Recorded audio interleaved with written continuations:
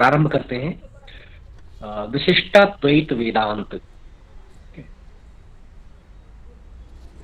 रामानुज का जो श्री भाष्य है, यह श्री भाष्य बादरायण के ब्रह्म सूत्रों की विशिष्टाद्वैतानुसारी व्याख्या करता है।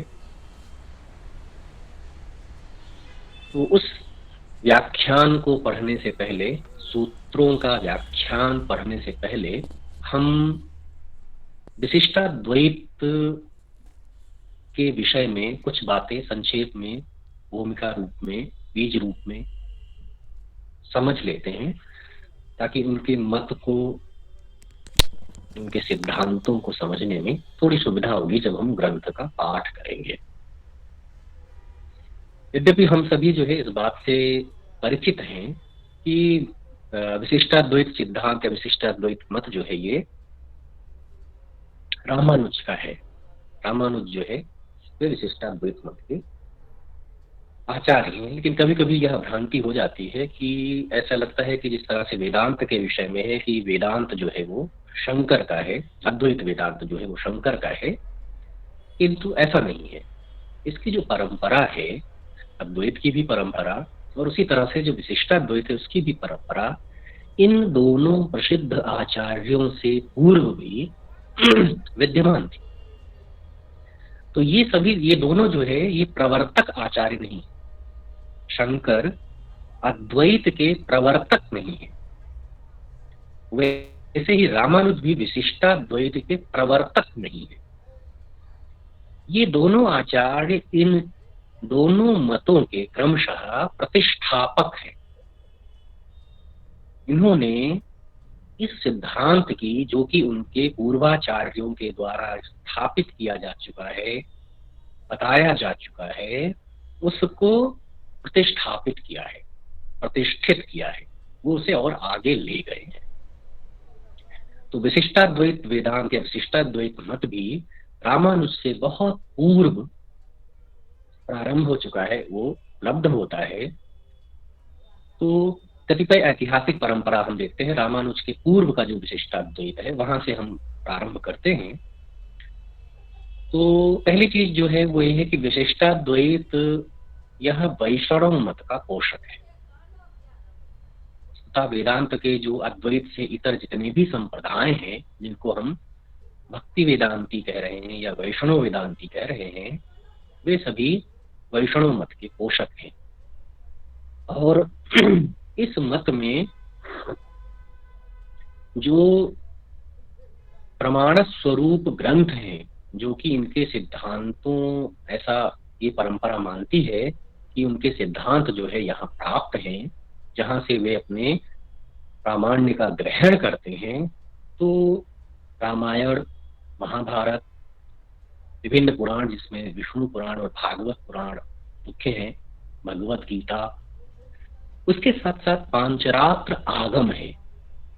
पांचरात्र मत जो है ये वैष्णव धर्म का से संबंधित एक मत है। तो पांचरात्र मत में, पांचरात्र मत को निरूपित करने के लिए, बताने के लिए पांचरात्र संहिताएं हैं, जिनमें से कतिपय प्रसिद्ध जो संहिताएं हैं, पौष्कर संहिता, सात्वत संहिता, जयाख्य संहिता, अहिर्बुधन्य संहिता आदि जो है उनको प्रमाण रूप से स्वीकार किया जाता है। पांचरात्र मत आप पढ़ेंगे भी, ब्रह्मसूत्र में उसका ख्यापन हुआ है। शंकर और रामानुज दोनों ने उस पर अपना भाष्य लिखा है, अपना व्याख्यान किया है, और दोनों बिल्कुल कंट्राडिक्टरी हैं। जहां शंकर वेदांत में पांचरात्र मत को निराकृत किया गया है, पांचरात्र मत के सिद्धांतों का निराकरण किया गया है, वहीं रामानुज जब विशिष्टाद्वैत की व्याख्या करते हैं उन सूत्रों की, तो उन्होंने पांचरात्र मत को प्रामाणिक स्वीकार किया है। तो विशिष्टाद्वैत वेदांत या जो भक्ति वेदांती हैं, वे सभी पांचरात्र मत को प्रामाणिक स्वीकार करते हैं।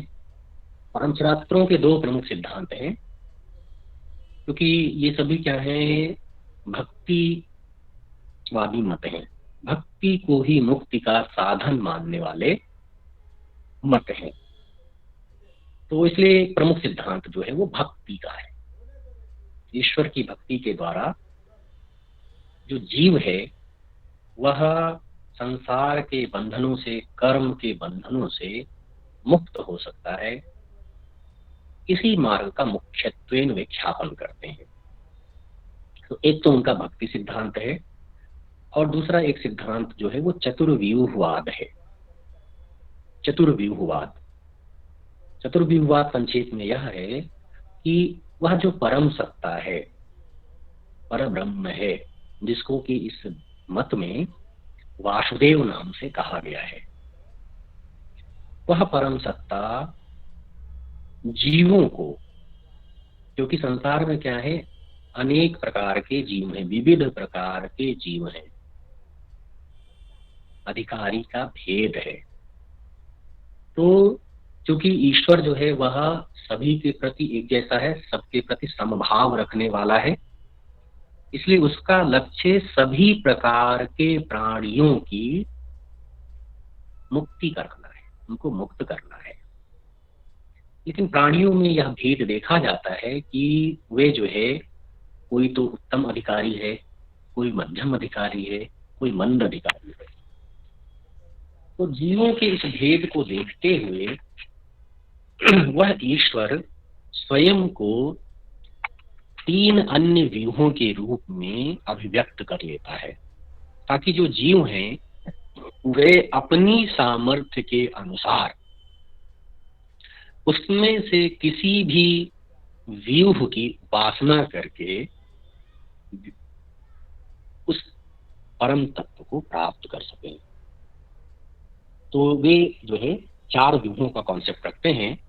पहला व्यूह है वासुदेव का, वासुदेव से संकर्षण, संकर्षण से प्रद्युम्न, और प्रद्युम्न से अनिरुद्ध।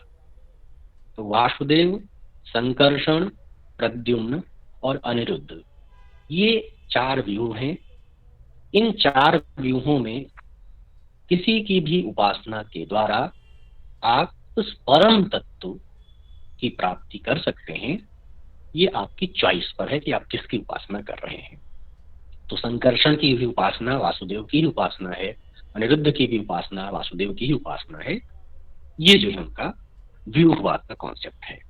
ठीक है, ये वैसा ही जैसे हम देखते हैं कि विष्णु के विभिन्न अवतार हैं, आप चाहे राम की उपासना करें, चाहे आप कृष्ण की उपासना करें, उनमें से किसी की भी उपासना करने से जो आपको मुक्ति मिलेगी जिस प्रकार की, तो आप जो है वो विष्णु के ही सानिध्य को प्राप्त करेंगे, विष्णु के ही साहित्य का लाभ करेंगे अंततः। तो एक तो ये पांचरात्र आगमों की परंपरा है विशिष्टाद्वैत की, से पहले उनके सम्मुख उनका भक्ति सिद्धांत उन्होंने लिया है। उसके अलावा दक्षिण भारत में एक भक्ति मूवमेंट है 7वीं से 9वीं शताब्दी तक संभवतः, राजेश जी। सर जी। तो आलवार संतों की परंपरा है। तो वे जो आलवार संत हैं, 12 आलवार संत हैं, जिन्होंने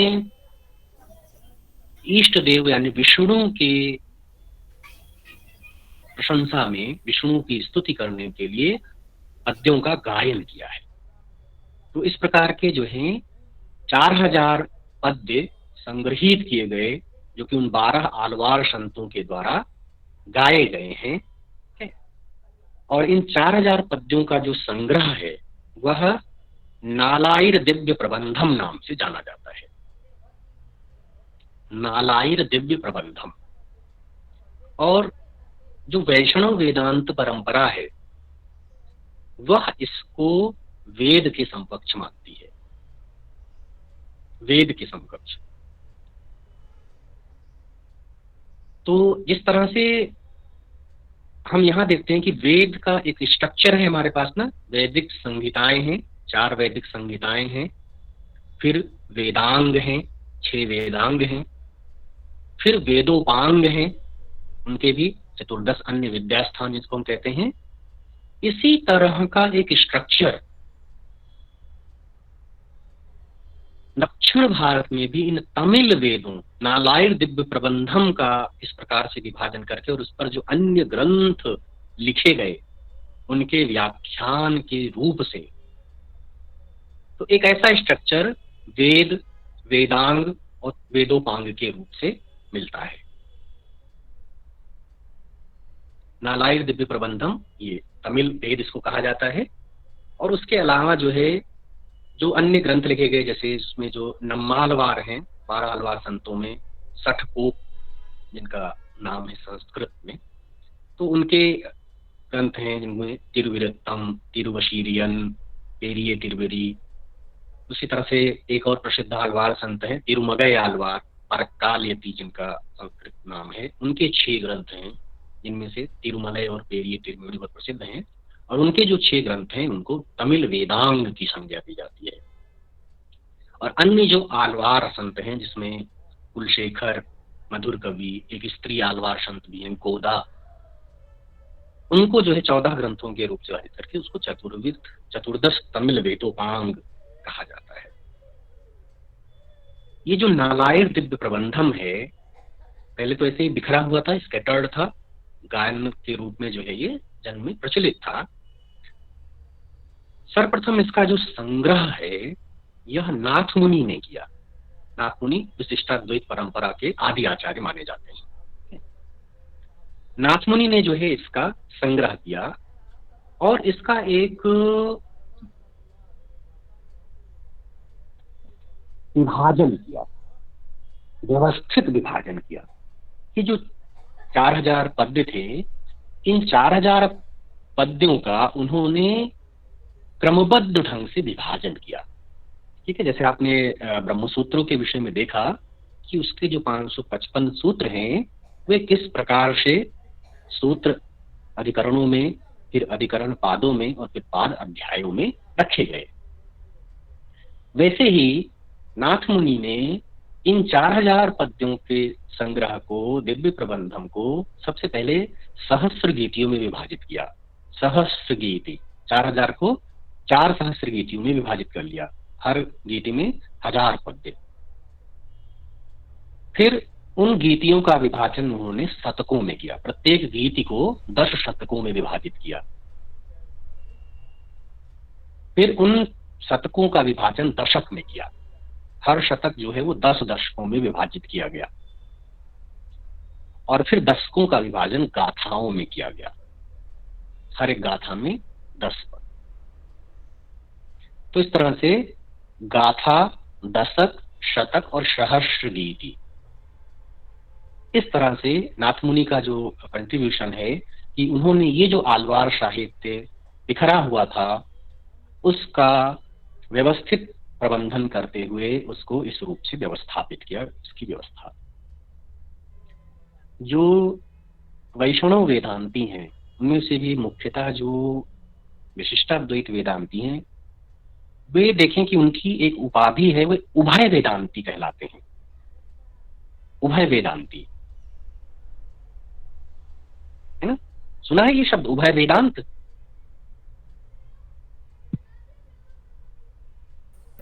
जी सर, सुना है सर। हाँ, तो उभय वेदांत से क्या आशय है? एक द्राविड़ वेद और एक हमारा वेद जो है, हाँ, कि जो संस्कृत की श्रुति है जिसको कि हम संस्कृत वेद कहते हैं, और एक जो ये तमिल श्रुति है, तमिल वेद है, और वो तमिल वेद यही ये जो नालायर दिव्य प्रबंधम है, ये जो उन्होंने व्यवस्थित किया, ये दोनों ही प्रमाण है। भक्ति वेदांत की परंपरा में संस्कृत वेदों के साथ साथ तमिल वेदों को भी प्रमाण माना जाता है। तो उभय का अर्थ दोनों श्रुतियों को, दो श्रुतियों को प्रमाण मानने के कारण ये जो है उभय वेदांती या उभय वेदांत के नाम से जाने जाते हैं। विशिष्टाद्वैत मत की जो परंपरा है, जो ट्रेडिशन है, यद्यपि हम ये जानते हैं कि ऐतिहासिक रूप से अभी मैंने बताया कि नाथ मुनि जो है वे इसके आदि आचार्य हैं जिन्होंने इसको एक दार्शनिक स्वरूप दिया है, लेकिन फिर भी एक परंपरा है कि हम जो है इस मत को ना अपने किसी देव तत्व से जोड़ देते हैं, है ना। जैसे अद्वैत वेदांत के विषय में है नारायणम पद्म भवम वशिष्ठम शक्तिं च तत्व, तो नारायण से मानते हैं। वैसे ही विशिष्टाद्वैत वेदांत में जो गुरु परंपरा प्रचलित है, उनके मठों में जो प्रचलित है, उसमें जो है नारायण ये इसके आदि उपदेशक है।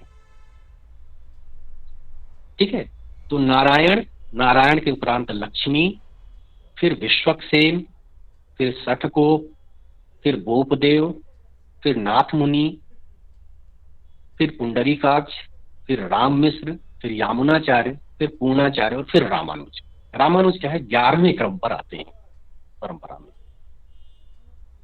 तो नारायण से प्रारंभ करके अब यहाँ नारायण, लक्ष्मी, विश्वक्सेन, सठकोप और गोपदेव, अब ये जो है इनके हमें कोई भी ग्रंथ उपलब्ध नहीं है। परंपरा में ये माना जाता है कि ये जो है उपदेश, विशिष्टाद्वैत का जो उपदेश है वह नारायण के द्वारा इसी क्रम से दिया गया है, लेकिन इनके कोई भी ग्रंथ नहीं है। जो ग्रंथ की परंपरा है वो नाथ मुनि से प्राप्त होती है।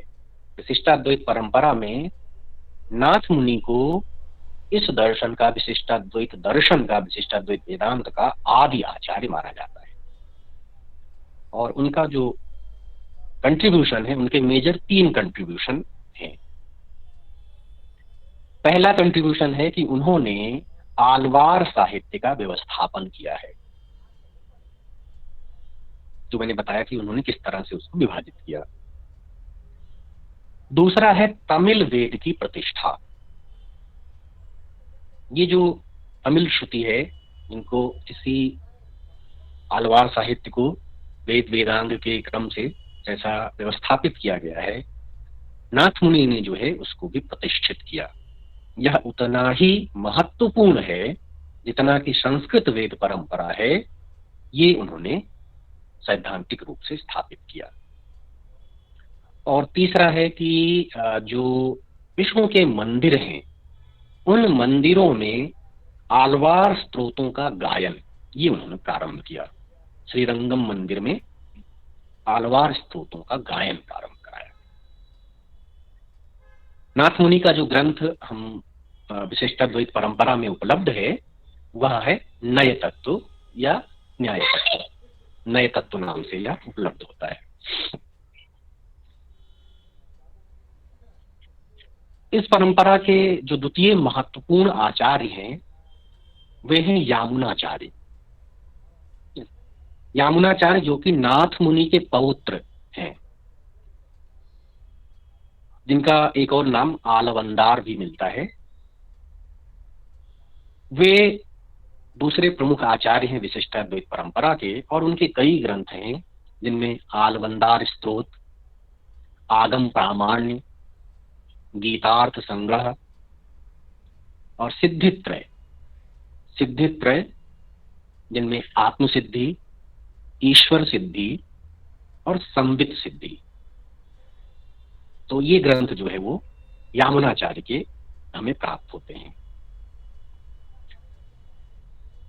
यामुनाचार्य के बाद फिर पूर्णाचार्य और फिर रामानुज हमारे पास आते हैं। रामानुज ने भी अपने ग्रंथों में जो उन्होंने 9 प्रसिद्ध ग्रंथ लिखे हैं, उन ग्रंथों में इन गुरु परंपरा के अतिरिक्त अन्य पूर्ववर्ती वेदांताचार्यों का उल्लेख किया है, जिनमें बोधायन है जो कि व्यक्तिकार के नाम से प्रसिद्ध है। उसके अलावा टंक, द्रमिड़, गुहदेव, कपर्दी और भारुचि, इनका उल्लेख जो है वो करते हैं। और इनको वैष्णव या विशिष्टाद्वैत वेदांत की परंपरा का आचार्य मानते हैं। यद्यपि यामुनाचार्य के सिद्धित्रय में भी ऐसे अनेक आचार्यों का उल्लेख प्राप्त होता है, लेकिन बोधायन से लेकर भारुचि तक उन्होंने लिखा है कि ये जो पंथ है, ये जो विशिष्टाद्वैत का मार्ग है, भगवद बोधायन टंक द्रमिड़ गुहदेव कपर्दि भारुच प्रभृत्यवगीत शिष्ट परिगृहीत पुरातन वेद वेदांग व्याख्यान सुव्यक्तार्थ श्रुति निकर निदर्शनो अयम पंथ। तो ये इन आचार्यों के द्वारा पूर्व में, अब इनके जो है हमें कोई स्वतंत्र रूप से ग्रंथ प्राप्त नहीं होते हैं, जो अन्य ग्रंथ हैं, चाहे वो समकालीन ग्रंथ हैं इन आचार्यों के या परवर्ती काल में लिखे गए ग्रंथ हैं, उनमें इन आचार्यों के मतों का हमें उल्लेख मिलता है। और इस प्रकार के मत हम देखेंगे कि हमें ब्रह्मसूत्र में बहुत सारे ऐसे आचार्यों का उल्लेख हमें प्राप्त होगा जिनके मतों का बादरायण ने ख्यापन किया है कि वे इस तरह की मान्यता को मानने वाले थे। और श्री भाष्य में रामानुज ने स्पष्ट रूप से वृत्तिकार का उल्लेख किया है। बोधायन ने ब्रह्मसूत्र पर जो है एक वृत्ति लिखी थी और उस वृत्ति का कालांतर में अनेक पूर्वाचार्यों ने संक्षेपण किया था और उन्हीं के अनुसार जो है मैं श्री भाष्य की व्याख्या करने जा रहा हूं, ऐसा वो खुद जो है श्री भाष्य में लिखते हैं। तो ये सभी जो है रामानुज के पूर्ववर्ती आचार्य हैं, पूर्ववर्ती वेदांताचार्य हैं, जो वेदांत की पृष्ठभूमि का प्रदान करते हैं। और इसमें जो सबसे महत्वपूर्ण अवदान है विशिष्टाद्वैत वेदांत को प्रतिष्ठित करने का, वह आचार्य रामानुज को है। रामानुज जिनका समय 1017 ईस्वी से 1137 ईस्वी है और पेरम्बदूर में तमिलनाडु में जो स्थित है, वहां जो उनका जन्म होता है भूतपुरी ग्राम में। उनके पिता केशव यज्वा हैं और माता जो है वो उनका नाम कांतिमती है। प्रारंभ में रामानुज जो है वे अद्वैत वेदांत की शिक्षा ग्रहण करते हैं। ठीक है, यादव प्रकाश नामक एक आचार्य हैं जो कि अद्वैत वेदांत के आचार्य हैं। तो वे जो है उनके यहाँ शिक्षा ग्रहण करने जाते हैं, लेकिन पठन पाठन की ही प्रक्रिया में उनका जो है अपने गुरु से मतभेद हो जाता है किन्हीं सिद्धांतों को लेकर, और फिर जो है वे यादव प्रकाश से शिक्षा प्राप्त करना छोड़ देते हैं। फिर उनके मामा है महापूर्ण पेरिये नाम्बी के प्रभाव से, अपने मामा के प्रभाव से फिर जो है वे यामुनाचार्य के शिष्य कांचीपूर्ण से दीक्षा प्राप्त करते हैं। तो वे फिर जो है विशिष्टाद्वैत परंपरा की ओर आते हैं और जब वे विशिष्टाद्वैत का अवबोध करते हैं, उसकी शिक्षा ग्रहण करते हैं, तो फिर जो है उनकी विशिष्टाद्वैत मत को ही वे अन्य सभी मतों में, जो अन्य दार्शनिक मत हैं, विशेषता जो अद्वैत संबंधी मत हैं, ठीक है, क्योंकि उनसे पहले जो है रामानुज से पहले आप सब ये जानते हैं कि कई सारे जो है ब्रह्मसूत्र के व्याख्यान हो चुके हैं, जिसमें वेदाभेद भी है, भास्कर का, शंकर का अद्वैत भी व्याख्यायित हो चुका है। तो वे एक जो है विशिष्टाद्वैत मत की जो दृष्टि उन्हें प्राप्त होती है कांचीपुर से, आचार्य कांचीपुर से, उसको गृहीत करते हुए, उसको ग्रहण करते हुए वे फिर इस मत को प्रतिष्ठापित करने का प्रण लेते हैं। रामानुज ने का जो कर्तृत्व है, रामानुज ने 9 ग्रंथों की रचना की है। उनके 9 ग्रंथ जो है वे हमें उपलब्ध होते हैं, जिनमें वेदार्थ संग्रह, जो कि जो श्रुतिवाक्य हैं, एकमेवा द्वितीयम सदैव सौम्यदम अग्रमासीत् या तत्त्वमसि आदि जो वाक्य हैं, इसमें उन श्रुति वाक्यों की व्याख्या की गई है। दूसरा ग्रंथ है श्री भाष्य, जो कि बादरायण के ब्रह्म सूत्रों का व्याख्यान है, उस पर भाष्य है। फिर तीसरा ग्रंथ है गीता भाष्य, भगवद गीता का भाष्य। चौथा ग्रंथ है वेदांत सार, ठीक है, वेदांत सार। तो एक वेदांत सार जिससे हम परिचित हैं, जो कि अद्वैत परंपरा का ग्रंथ है, सदानंद के द्वारा लिखा गया है।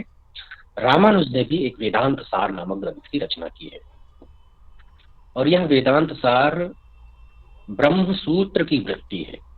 जैसे अद्वैत का जो वेदांत सार आप देख रहे हैं, सदानंद का वेदांत सार आप देख रहे हैं, ये एक स्वतंत्र प्रकरण ग्रंथ है जो कि अद्वैत वेदांत के महत्वपूर्ण सिद्धांतों को जिज्ञासुओं को संक्षेप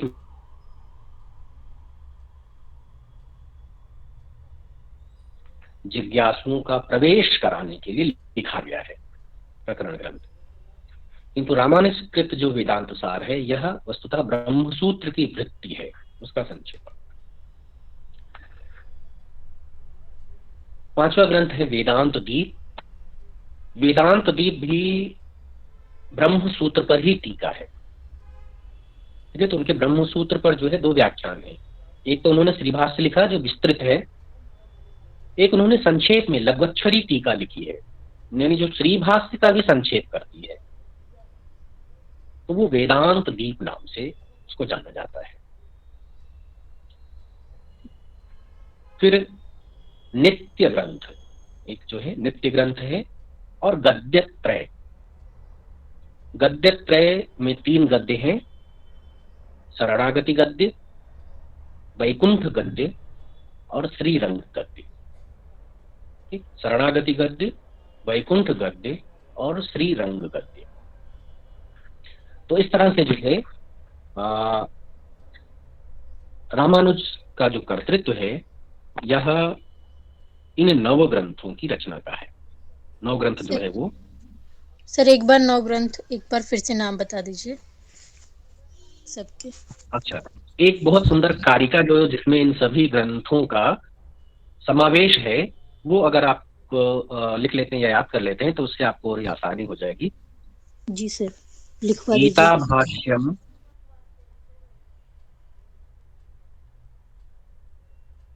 गीता भाष्यम, गीता भाष्यम वेदांत भाष्यम,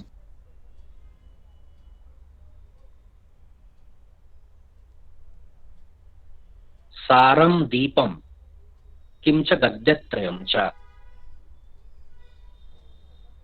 सारम दीपम, सारम दीपम किंच गद्यत्रयम च। ये पहली पंक्ति हो गई। दूसरी पंक्ति है वेदार्थानां संग्रहम,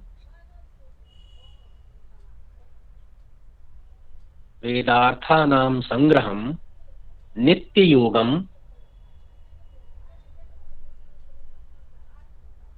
नित्य योगम प्राहैतान, प्राह माने कहा जिन्होंने, तान यस्तम यतीन्द्रम भजेहम, यस्तम यतीन्द्रम भजेहम। मैं जो हूं ऐसे यतीन्द्र, ये रामानुज के लिए कहा जा रहा है, उनकी वंदना करता हूं, उनका भजन करता हूं, जिनका कर्तृत्व इस प्रकार का है।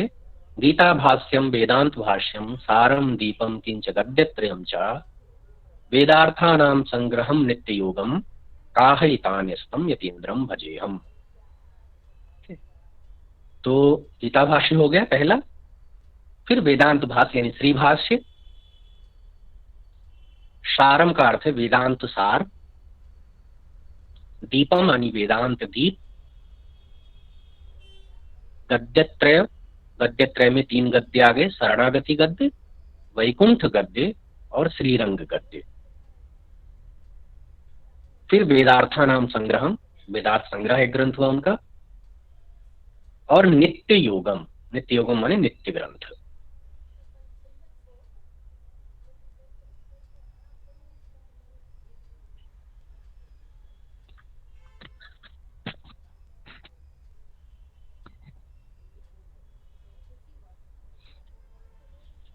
यस्तम यतीन्द्रम की बजाय यतीन्द्रम है ना। गीता भाष्यम वेदांत भाष्यम सारम दीपम किंच गद्यत्रयम च, वेदार्थानां संग्रहम नित्योगम प्राहितान यस्तम यतीन्द्रम भजेहम। सर यतीन्द्रम में दीर्घ इकार ह्रस्व? हाँ, दीर्घ इकार यतीन्द्रम। Yes yes.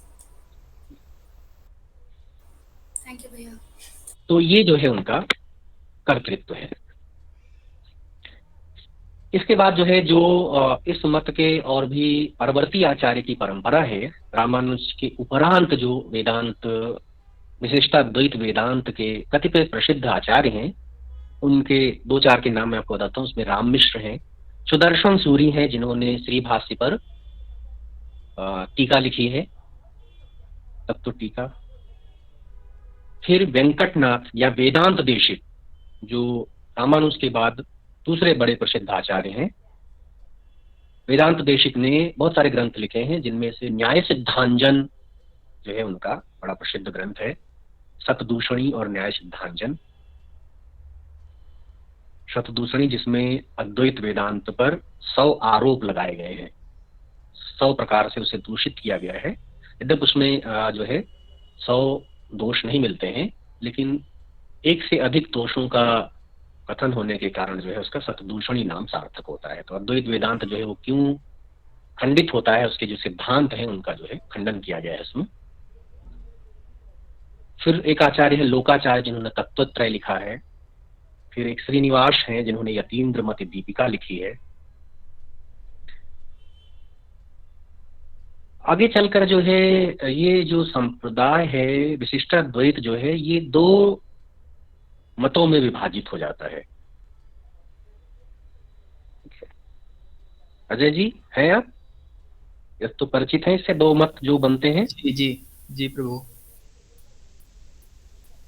एक जो है बड़कले और टेंगले करके होता है। हाँ, बड़कले मत और टेंकले मत। टेंकले मत। तो जो है बड़कले मत जो कि वेदांत देशिक जिसके समर्थक हैं। अच्छा जी। और टेंकले मत लोकाचार्य जिसके समर्थक हैं। इनमें जो कतिपय वैषम्य का बिंदु है, जो भेद का जो कारण है, कुछ एक है।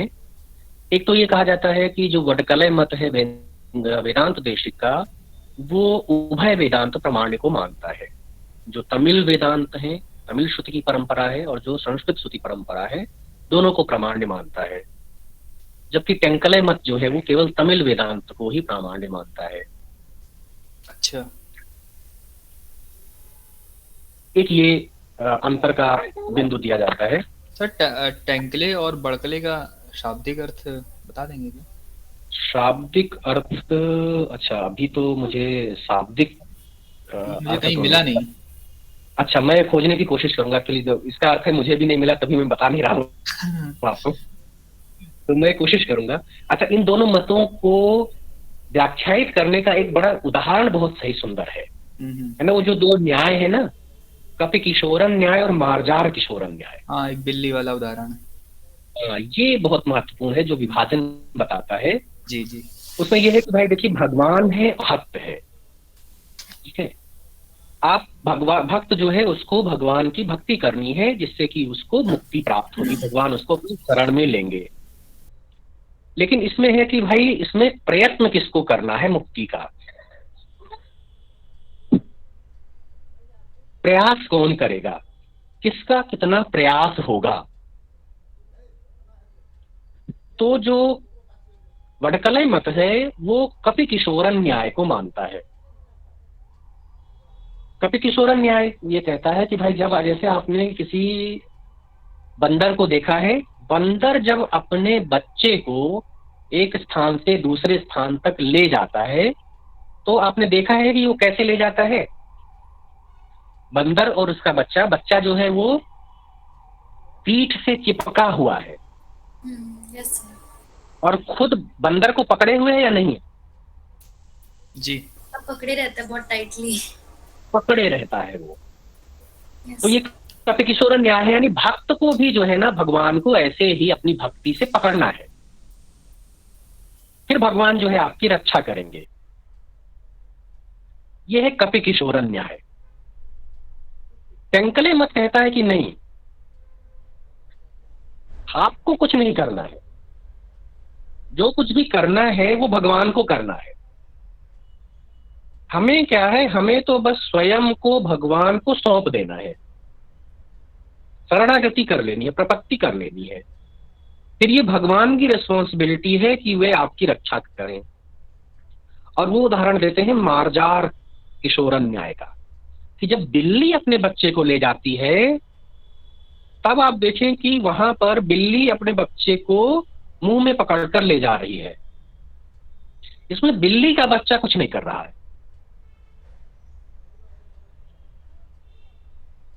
है ना? Yes sir. जी सर। तो कुछ भी है वो बिल्ली के द्वारा किया जा रहा है। तो वैसे ही जो है टेंकले मत के अनुयायी यह मानते हैं कि जीव जो है वो केवल अपने अहम भाव का परित्याग करके स्वयं को ईश्वर को समर्पित कर दे, फिर उसकी कोई चिंता नहीं, अब उसको कुछ नहीं करना है। अब ईश्वर का यह उत्तरदायित्व है कि वह जो है जीव को सानिध्य प्रदान करे या उसकी रक्षा करे। तो ये एक प्रोसेस का भी भेद है दोनों मतों में। उसके अलावा जो है कुछ एक और अंतर वडकले और टेंकले मत में बताए जाते हैं। एक तो ये कहा जाता है कि जो वडकले मत है वेदांत देशिक का, उसमें जो कैवल्य मुक्ति है वह कैवल्य मुक्ति अस्थायी, हमेशा के लिए नहीं है। जो जीव के कर्म हैं, जीव अपने कर्मों के अनुसार जिस प्रकार की वह भक्तों की आप उनके यहाँ देखेंगे कि उनके यहाँ जो भक्ति है उस भक्ति में क्रम सिद्धांत है, क्रम भक्ति है उनके यहाँ। भक्ति में भी क्या है ना, लेवल है।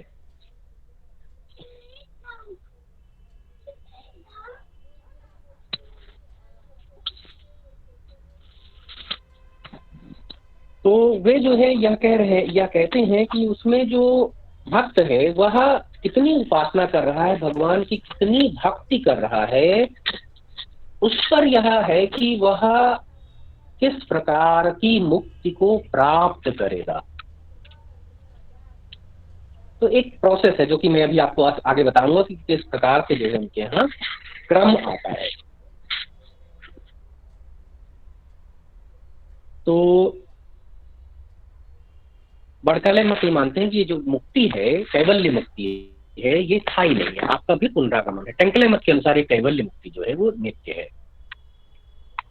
एक और भेद है कि टेंकले मत यह मानता है कि मुक्ति की अवस्था में जो आनंदानुभूति होती है कि भगवान क्या है, वो आनंद स्वरूप है, तो उस अवस्था में जो आनंदानुभूति होगी वह सभी जीवों के लिए एक जैसी, वहां कोई तारतम्य नहीं है। लेकिन बड़कले मत जो है तारतम्य को नहीं मानता। उसका कहना है कि भाई जब भगवान का सायुज्य प्राप्त होता है तो वहां पर जीव जो है वह एक ही प्रकार के आनंद का उपभोग करता है, वो सभी जीवों के लिए एक जैसा है। एक और जो है मोक्ष प्रदाता के रूप को लेकर भी भेद है। टेंकले मत के अनुसार जो है लक्ष्मी ही भगवत कृपा प्रदान कर सकती है। जो भगवान जो श्री है, भगवान की शक्ति है लक्ष्मी, वे भगवत कृपा प्रदान कर सकती हैं। लेकिन बड़कले मत के अनुसार नारायण स्वयं भी मोक्षदाता है, नारायण जो है मोक्ष प्रदान करते हैं। एक और इंटरेस्टिंग अंतर देखें आप, बड़कले मत यह मानता है कि भगवान जो है जब भक्त उनकी उपासना करता है तो भगवान उस भक्त के प्रति वात्सल्य भाव रखते हुए जीव के दोषों को नहीं देखते हैं। जैसे माता पिता जो है वे शिशु के दोषों को नहीं देखते हैं वात्सल्य के कारण, वैसे ही भगवान भी वात्सल्यवशात भक्त जीवों के दोष नहीं देखते हैं। टेंकले मत इससे भी आगे चला जाता है। वे ये कहते हैं कि भाई देखिए जो दोष है तो दोष का फल तो मिलेगा ही मिलेगा। जैसे पुण्य है तो पुण्य कर्मों का फल हमें मिलता है सुख के रूप से, ऐसे ही पाप कर्म जो है उनका भी फल मिलेगा। जैसे वैदिक याग में भी आई ये प्रश्न आता है ना, जो हिंसा होती है तो हिंसा जो है उसका अनर्थ रूप फल तो प्राप्त ही होगा, आप बच नहीं सकते हैं उससे। स्यात् स्वल्पः, ये वचन क्या है? स्यात् स्वल्पः शंकरः सप्तत्येव अमर्षः। भले ही कम हो और सहने योग्य हो, स्वल्प हो, मिश्रित हो और सहने योग्य हो, लेकिन मिलता तो अवश्य ही है। तो बटकले तो ये कहते हैं कि भाई देखिए, नहीं, उस समय ईश्वर जो है वो भक्त जीवों के दोषों को नहीं देखते, उन दोषों का फल जो है वो नहीं देते हैं, नहीं मिलता है। टेंकले कहता है कि नहीं, वास्तव में क्या है, भगवान ही जीव के दोषों का भोग करते हैं।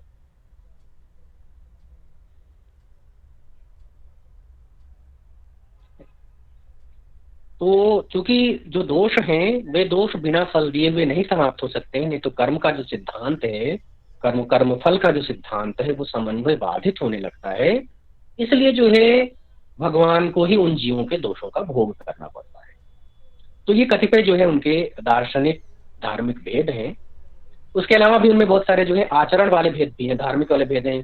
अलग प्रकार से वो तिलक लगाते हैं, उनके जो पात्र हैं, जो जब वो पूजा करते हैं तो पूजा के जो पात्र हैं उनमें भी भेद होता है। पूजा के अवसर पर जो पढ़े गए श्लोक हैं, जो मंत्र हैं, उनमें भी भेद होता है। तो वे सभी जो है स्थूल भेद है, लेकिन ये जो तात्विक भेद है, जो दार्शनिक भेद हैं, ये भी जो है दोनों मतों में है।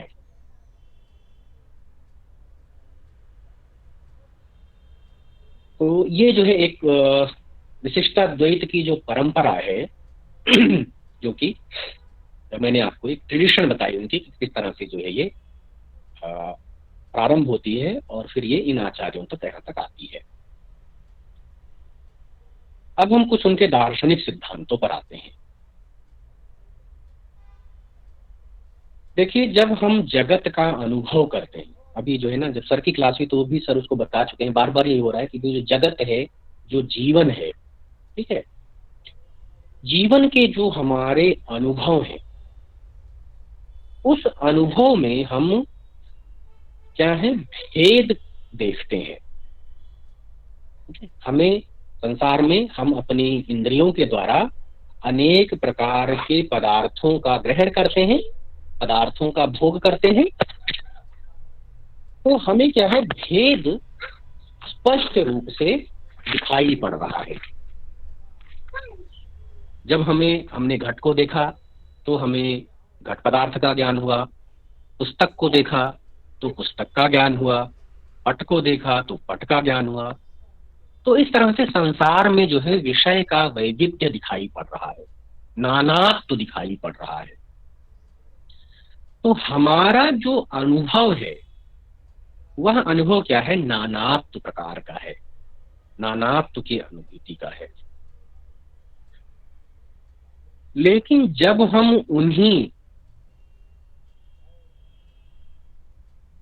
नाना प्रकार के पदार्थों के संबंध में विचार करते हैं, तर्क करते हैं, चिंतन करते हैं, तो हमें उनमें एकता भी दिखाई पड़ती है। उस एकता को कई दृष्टियों से देखा जा सकता है। जैसे सर ने कल अर्थ संग्रह की कक्षा में बताया था कि दर्शन का जो सामान्य या जो धातुलभ्य अर्थ है वो क्या है, देखना है। लेकिन देखना जो प्रोसेस है वो तो चक्षु इंद्रिय से संपन्न किया जाता है, इसलिए उसकी परिधि जो है वो लिमिटेड है। तो दार्शनिक का देखना क्या है,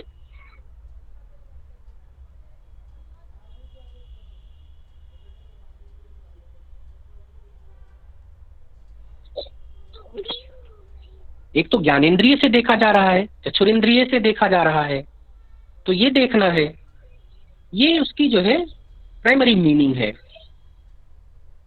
अभिधा से संकेतित अर्थ है। लेकिन क्या दर्शन इतना ही है, यही दर्शन है?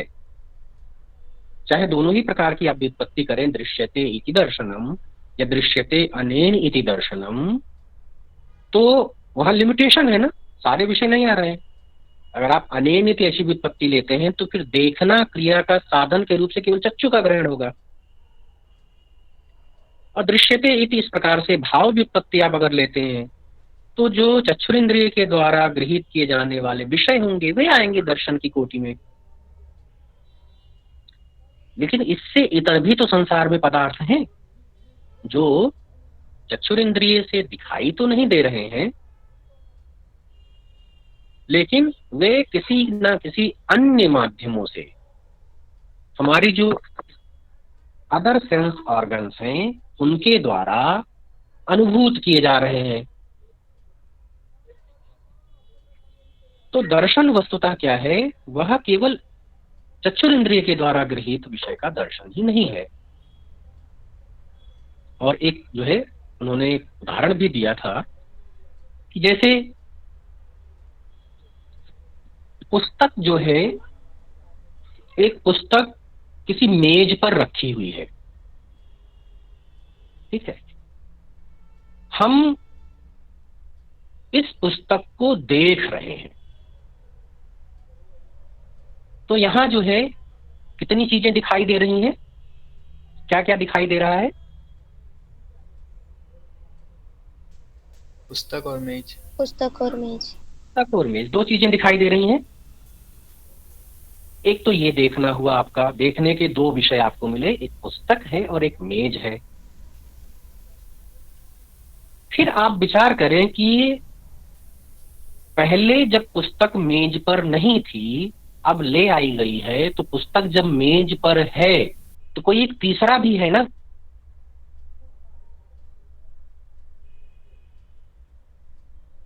वो तीसरा कौन है? संबंध है। संबंध। पुस्तक और मेज का संबंध। जैसे ही पुस्तक आपने मेज पर रखी तो उन दोनों के मध्य एक संबंध स्थापित हो गया। यस कौन सा संबंध आया? सर, संयोग। संयोग प्रकार का संबंध हो गया। अब ये संबंध जो है ये पहले आपको दिखाई नहीं दे रहा था। पहले क्या दिखाई दे रहा था? पुस्तक और मेज। स्थूल रूप से आपको यही दिख रहा था, लेकिन अब क्या है, एक तीसरा भी आपको दिखाई दे रहा है, जिसको कि आप संबंध कह रहे हैं, जिसको कि आप संयोग कह रहे हैं। ठीक, और आगे बढ़े। ये जो पुस्तक है, इसको पुस्तक क्यों कहते हैं? सर, क्योंकि इसमें पुस्तकत्व धर्म है।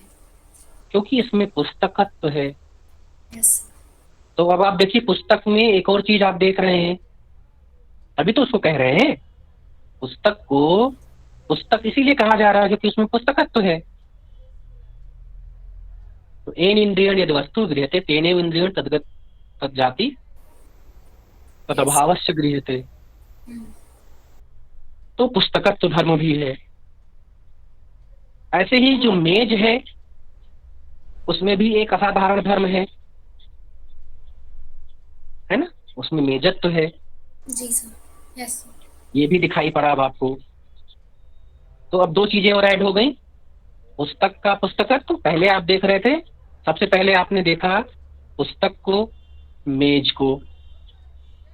फिर आपने देखा पुस्तक और मेज के संयोग संबंध को। फिर आपने देखा पुस्तक में रहने वाले पुस्तकत्व धर्म को और मेज में रहने वाले मेजत्व धर्म को। अब कितनी चीजें दिखाई दी गई आपको? 5। Yes sir. फिर और आप विचार करें, जो पुस्तक है उसमें जो पुस्तकत्व है, पुस्तक में पुस्तकत्व किस संबंध से है? समवाय। समवाय संबंध से है। क्यों? धर्म संयोग से क्यों नहीं है? हाँ? संयोग वो टेम्परेरी होगा, हट जाएगा। संयोग मतलब कुछ टाइम के लिए रहेगा, फिर वो हट सकता है। समवाय मतलब जो कभी भी ना हटे, इनहेरेंट रिलेशन है उनका।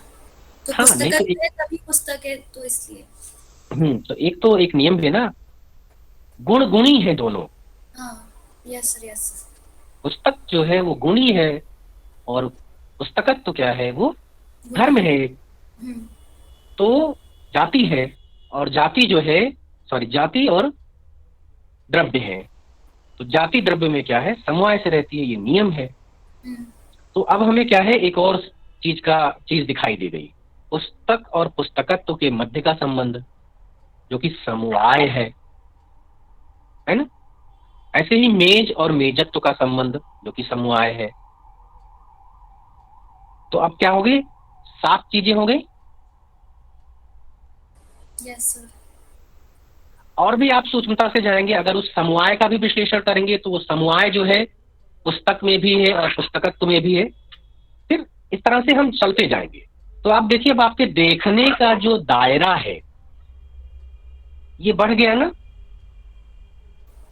Yes sir. अब ये चीजें जो सामान्य लोगों को नहीं दिखाई दे रही है, सबको नहीं दिखाई दे रही ना भाई, ये मेज और पुस्तक का संबंध, फिर उसमें पुस्तक में पुस्तकत्व, फिर पुस्तकत्व और पुस्तक का संयोग, ये सबको तो नहीं दिखाई दे रहा है। ये वैसे किसको दिखाई दे रहा है? जिसको भी पता है पहले तो। दार्शनिक को दिखाई दे रहा है, ऐसा आप कह सकते हैं। Yes sir. और दार्शनिक को भी इसमें कैसे दिखाई दे रहा है? चक्षुरिंद्रिय से दिखाई दे रहा है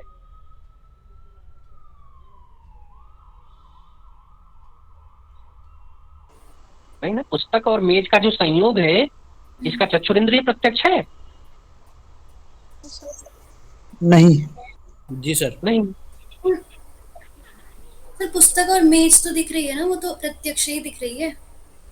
हाँ, जो संबंध है वो पुस्तक और मेज तो प्रत्यक्ष दिख रही है। हाँ हाँ हाँ बिल्कुल।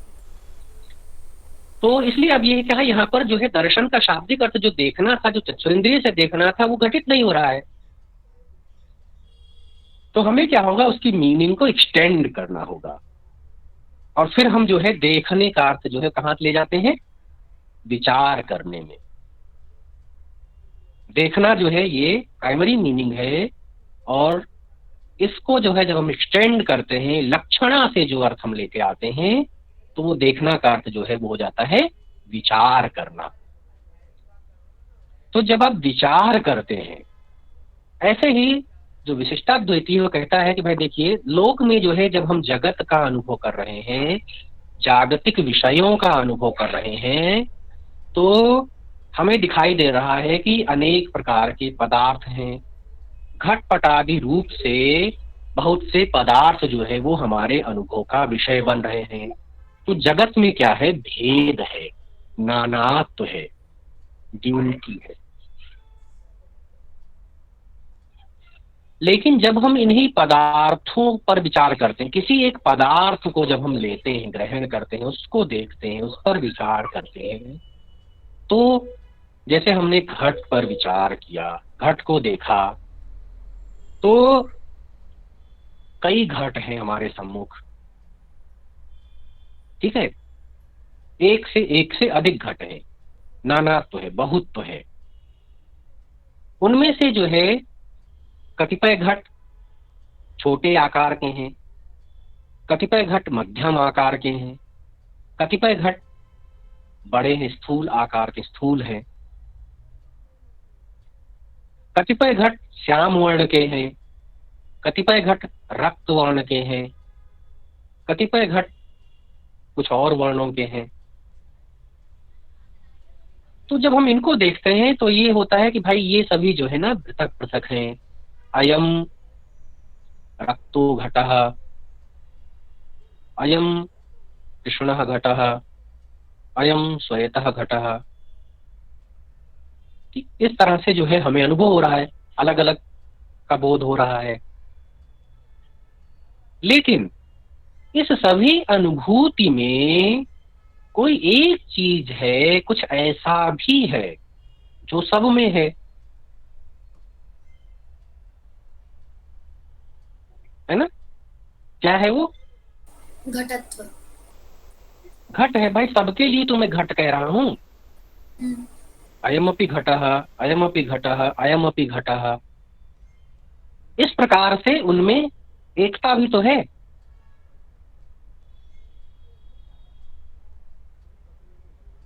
Yes sir. है ना। सहमत है yes sir. Yes sir. Ajay जी?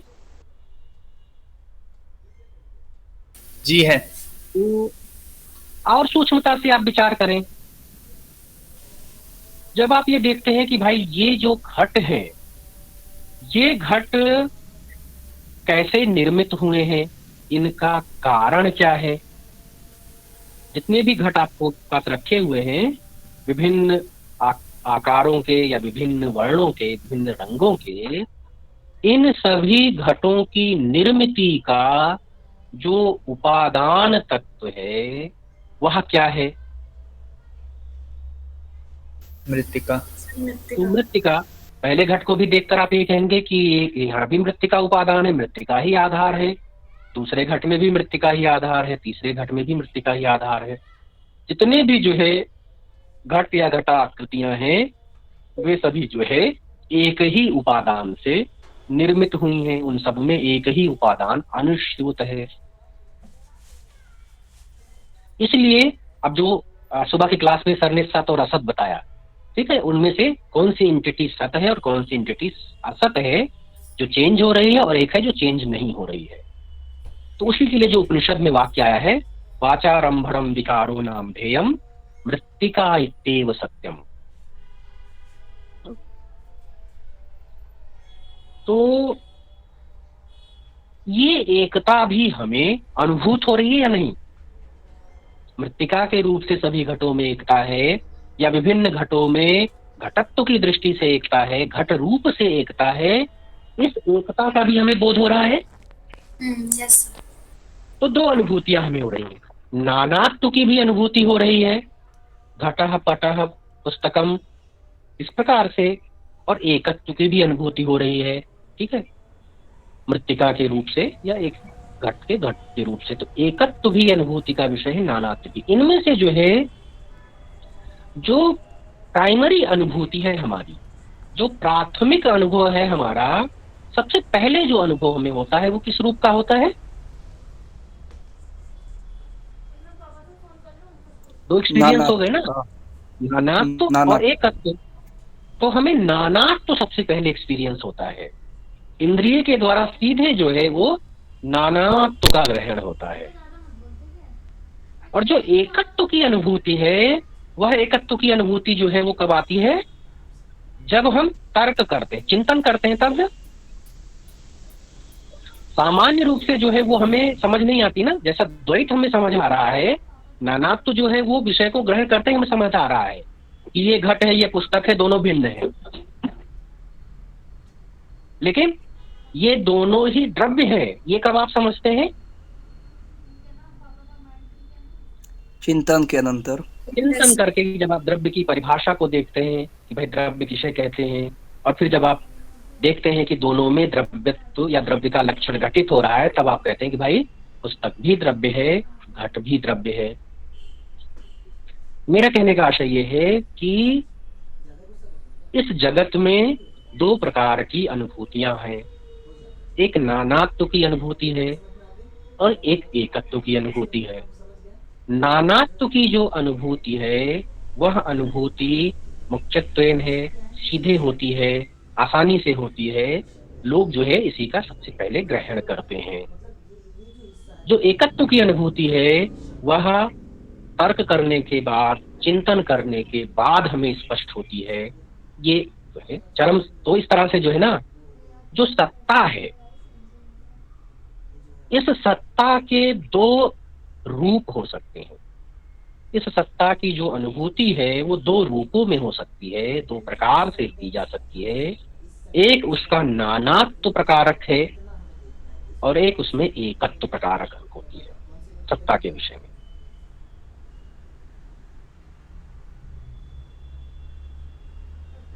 इतना तक स्पष्ट है? Yes sir, clear. अब अगर आपसे यह पूछा जाए कि ये जो एकत्व है और ये नानात्व है, ये दोनों एक है या भिन्न भिन्न है, इनमें समन्वय, ये विरोधी है, एक और नाना जो है ये एक हो सकते हैं या ये भिन्न है, इनमें भेद है। एकत्व और नानात्व जो है वे एक साथ हो सकते हैं, परस्पर हो सकते हैं, या इनमें परस्पर विरोध है।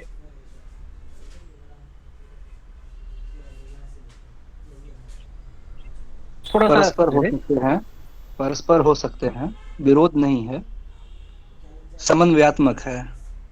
समन्वयात्मक है, लेकिन ये कब आएगा? जब हम तर्क करेंगे। यस। अगर सामान्य किसी व्यक्ति से पूछा जाए तो कि भाई विरोधात्मक एक, तो विरोधात्मक लगेगा ना कि एक संख्या है और नाना संख्या है, तो ये क्या है, एक नाना जो है वो एक हो सकता है, या जो एक है वो नाना हो सकता है? तो अगर नहीं नहीं नहीं, ऐसा कैसे, जो एक है वो एक है, और जो नाना है वो नाना है, अलग है, उसमें बहुत तो है। दोनों के धर्म आप नहीं देख रहे हैं कि दोनों के धर्म अलग हैं? जो एक है उसमें एकत्व धर्म रहता है, जो नाना है उसमें नानात्व धर्म रहता है, अनेकत्व है उसमें। तो ये तो सेपरेट सेपरेट है, अलग अलग हैं। तो इस तरह से दोनों में विरोध है सामान्य व्यक्ति की दृष्टि से, है ना। अब ये जो विरोध है, इसी विरोध का समन्वय किया गया कि ये जो विरोध है ये वस्तुतः प्रतीयमान विरोध है। जब आप इसकी सूक्ष्मता में जाते हैं, जब आप गहराई से विचार करते हैं, चिंतन करते हैं, तो ये वस्तुतः जो है परस्पर विरोधी नहीं रह जाते हैं। तो लगते तो हैं कि इनमें आपस में विरोध सा है,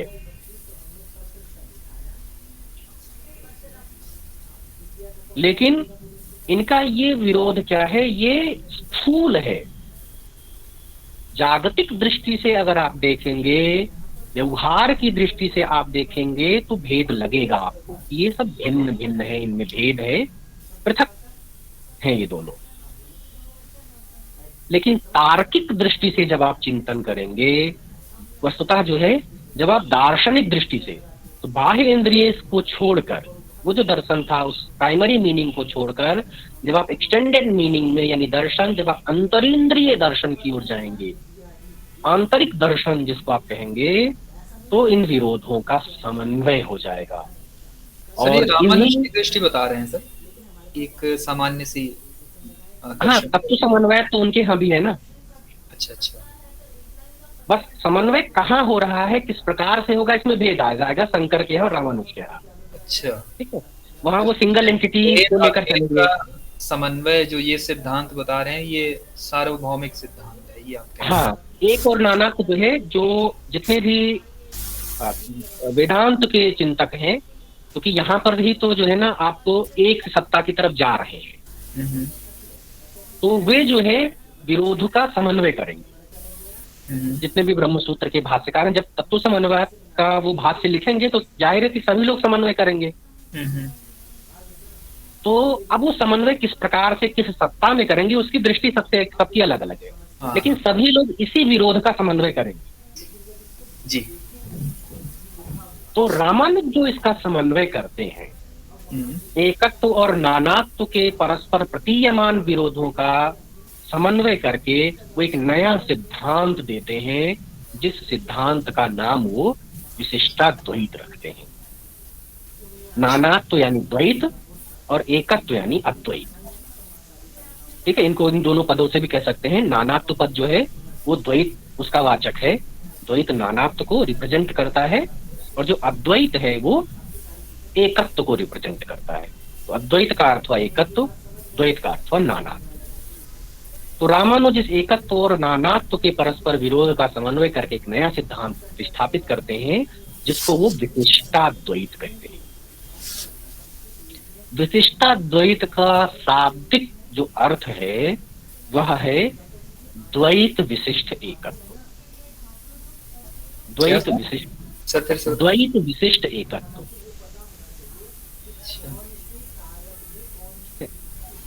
तो इस तरह से जो है, अब हम आगे फिर जो है ना विचार करेंगे विशिष्टाद्वैत की क्या व्युत्पत्ति हो सकती है, किस तरह से रामानुज जो है इस द्वैत विशिष्ट एकत्व को। एक बहुत ही इंटरेस्टिंग बात आपको होगी कि रामानुज ने अपने भाष्य में, अपने किसी भी ग्रंथ में, जो उन्होंने 9 ग्रंथ लिखे हैं, उनमें कहीं भी विशिष्टाद्वैत का शब्द सा उल्लेख नहीं किया है।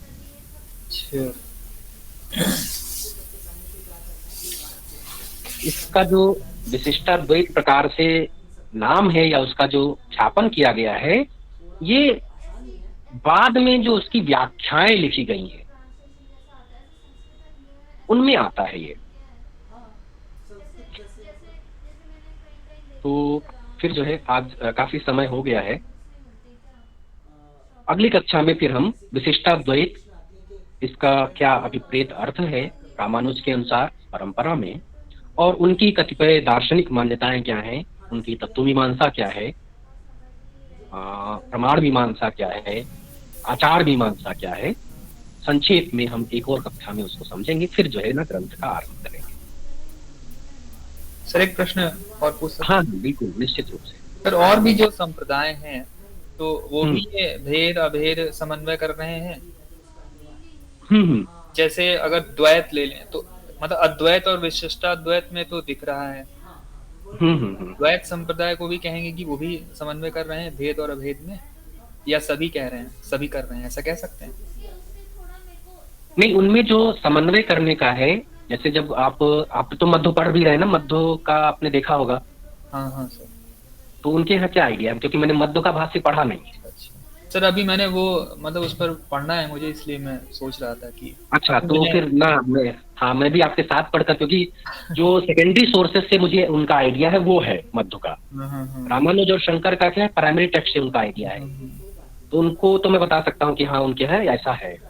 मध्य की भाष्य दृष्टि क्या है कि उनका तत्व समन्वय मैंने देखा नहीं हुआ है कि वो कहाँ समन्वय कर रहे हैं, क्योंकि वो द्वैत को मुख्य मानते हैं, तो द्वैत तक तो आते ही होंगे। सर द्वैत उनके यहाँ एक तरह से भेद दृष्टि है। हाँ भेद दृष्टि है, 5 तरह का द्वैत जो द्वैत दो तात्विक एंटिटी है, द्वैत नहीं बोले रहे हैं कि बल्कि त्रैत है उनके यहाँ। तो त्रैत आपस में नितांत भेद है ये बताना चाह रहे हैं, तो उनके यहाँ द्वैत का मतलब भेद के संदर्भ में। हाँ द्वैत का अर्थ मुझे समझ में आया है। हाँ बिल्कुल, सेकेंडरी सोर्सेस से इतना ही स्पष्ट है। तो प्राइमरी सोर्सेस में ऐसा ही बताते हैं, हाँ, और बाकी की चर्चा करते हैं और कहते हैं कि तीनों आपस में परस्पर भिन्न, अगर हम भिन्न है, परस्पर भिन्न, मतलब उन सभी का जो है ना वो डिफरेंट लेवल पे है। हाँ, और वो सभी इक्वली सत्य है। जी, जितना ब्रह्म सत्य है उतना ही जगत भी सत्य है ना, दोनों सेम स्तर पर सत्य है। जब आप रामानुज के यहाँ आएंगे ना, यहाँ जो है द्वैत और अद्वैत दोनों सत्य हैं, ये तो उनका सिद्धांत है। भेद भी सत्य है और अभेद भी सत्य है, लेकिन वो ये कहते हैं कि दोनों समान लेवल के नहीं है। द्वैत और अद्वैत क्या है, उनका लेवल एक नहीं, वो एक स्तर पर नहीं है, स्तर भेद है। जो अद्वैत है वो मुख्य है, जो द्वैत है वो गौण है, अंग अंगी की तरह है क्या? अंग अंगी की तरह है, या आप उसको द्रव्य गुण की तरह रख सकते हैं, है ना। विशेषण, क्योंकि विशिष्टाद्वैत क्या है, विशेषण विशेष की बात आ जाएगी विशिष्टाद्वैत में। विशिष्ट का मतलब यही हुआ ना, विशेषण से युक्त हो जो, वही विशिष्ट है। तो विशिष्टाद्वैत में क्या है, विशेषण विशेष भाव है। तो वे द्वैत को विशेषण मानते हैं और अद्वैत को विशेष्य मानते हैं। अब विशेषण और विशेष में आपसे पूछा जाए कि भाई कौन मुख्य होता है, विशेषण ज्यादा महत्वपूर्ण होता है, विशेष्य महत्वपूर्ण होता है, तो विशेष्य महत्वपूर्ण है। विशेषण तो उसको क्वालिफाई कर रहा है ना, जो एंटिटी है विशेष्य की है। तो सत्य तो दोनों को मानते हैं रामानुज, लेकिन वो सेम लेवल पर नहीं रखते। अच्छा। मध्य के यहाँ क्या है, सत्य भी है और वो सेम लेवल पर सत्य, दोनों वैसे ही सत्य। ऐसे ही भेदाभेद में है, और या द्वैताद्वैत जब आगे आता है ना, तो वहां भी ना बस थोड़ा सा की है कि हम जो है ना इनमें से द्वैत और अद्वैत में किसको प्रधान मान रहे हैं, किसको गौण मान रहे हैं, और किस तरह से जो है हम उनका संबंध देख रहे हैं। भेद और अभेद के मध्य का जो संबंध भी होगा ना, वो किस तरह से हम देखेंगे। रामानुज के यहाँ पाएंगे कि इनके रिलेशन के लिए एक नए संबंध की कल्पना करेंगे। जी। तो वो एक भेद है, क्योंकि इन सभी मतों में जितने भी वैष्णव वेदांती के मत हैं, तो अचिंत्य भेदाभेद हो, द्वैताद्वैत हो या शुद्धाद्वैत हो, इन सभी में ये बात तो हमें निश्चित है कि शंकर को छोड़कर बाकी जितने भी वेदांत के संप्रदाय हैं वे सभी जगत को सत्य मानते हैं, भेद को सत्य मानते हैं जी, और अभेद को भी सत्य मानते हैं। तो जो डिफरेंस आता है वो इसी चीज में आता है कि उनका जो ये दोनों का सत्यत्व है किस वो तरह सत्य से, किस लेवल पर है, किस तरह से है, हाँ, और उनके बीच का संबंध किस प्रकार से व्याख्यायित किया जा सकता है। ठीक है, अंशांशी भाव से, अंगांगी भाव से, विशेषण विशेष्य भाव से, वो मुख्य गौड़ भाव से, तो वो जो दृष्टि होगी जिन व्याख्याकारों की, वैसे उसको वो देखते हैं।